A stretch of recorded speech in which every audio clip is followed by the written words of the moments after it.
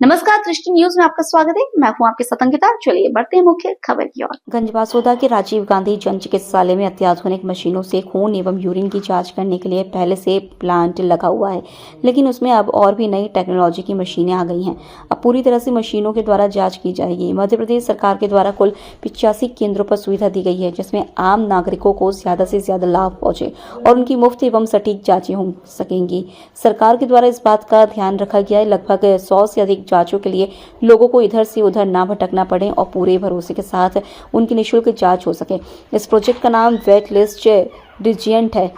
जिसके अंतर्गत लोगों को सभी प्रकार की जांचों की सुविधा उपलब्ध कराई जा रही है। अब यह सुविधा गंजबासौदा में राजीव गांधी जन चिकित्सालय में आम नागरिकों के लिए निःशुल्क उपलब्ध है। मैं इस समय गंजबासौदा के राजीव गांधी अस्पताल में खड़ा हुआ हूँ, जहाँ पर जो है वो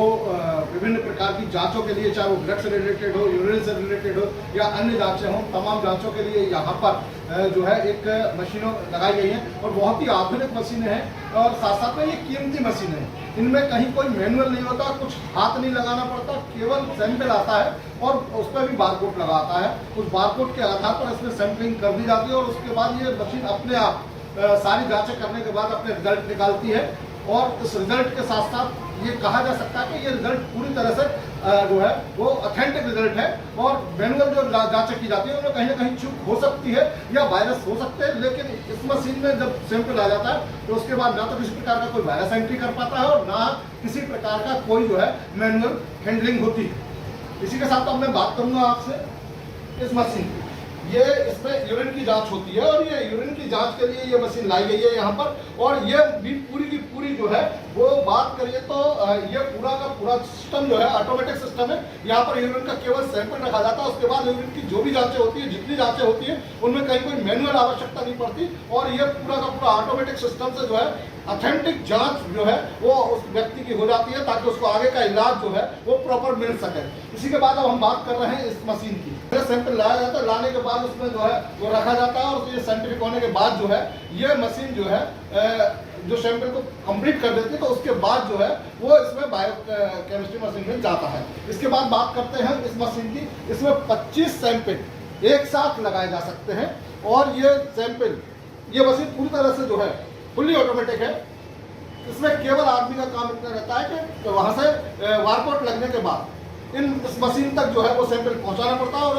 इस मशीन में आने के बाद 25 सैंपल एक साथ वो जांच में लग जाते हैं और उससे ऑथेंटिक जांच होकर वो अगली मशीन की ओर चली जाती है। अब अगर कहें तो ये जो है साइंस का ही कमाल है कि इस तरह की ये मशीनें आने के बाद एक तो पूरा भरोसा किया जा सकता है जांच के ऊपर और डॉक्टर्स को ट्रीटमेंट देने में जिस तरह की सुविधा मिलती है, तो उससे एक साथ तमाम जो है जांचें यहाँ पर लोगों की जाती हैं और उसका जो है आम आदमी को जो है जो सरकारी हॉस्पिटल में इलाज के लिए आते हैं या जांच कराने आते हैं, उन्हें पूरी तरह से संतुष्टिपूर्ण तरीके से जांचें करके दी जाती हैं और डॉक्टर्स उन पर पूरा भरोसा करके उस व्यक्ति का इलाज करते हैं और उसकी बीमारी को पकड़ने में इन मशीनों का बहुत बड़ा योगदान है, जिससे कि वो आराम से जो है वो अपना ट्रीटमेंट करा सकता है। लेकिन अगर इसमें दूसरी बात करें तो बात यह आती है कि इन मशीनों में इतनी महंगी महंगी जांचें होती हैं, इतनी सारी जांचें होती हैं, लगभग 136 के आसपास की 101 प्रकार की इन तमाम मशीनों के माध्यम से 101 प्रकार की जांचें की जाती हैं और इन इस 101 प्रकार की जांचों में जो जांचें होके आती हैं, इसका अगर हम कहीं बाहर कराते हैं तो काफी पैसा लगता है और इतना पैसा लगता है कि आदमी को इलाज कराना मुश्किल हो जाता है। इन मशीनों को मध्य प्रदेश सरकार ने जिस तरह से यहाँ पर लगाया है और ऐसी मशीनें लगभग जो है कई स्थानों पर लगाई गई हैं और अगर बात की जाए तो शासकीय हॉस्पिटलों में लगभग सभी ब्लॉक स्तर पर ये मशीनें लगा दी गई हैं, जिससे लोगों को सस्ती जांचें और अच्छा इलाज मिल सके। दृष्टि न्यूज के लिए यशपाल यादव, गंज बाजार, राजीव गांधी अस्पताल।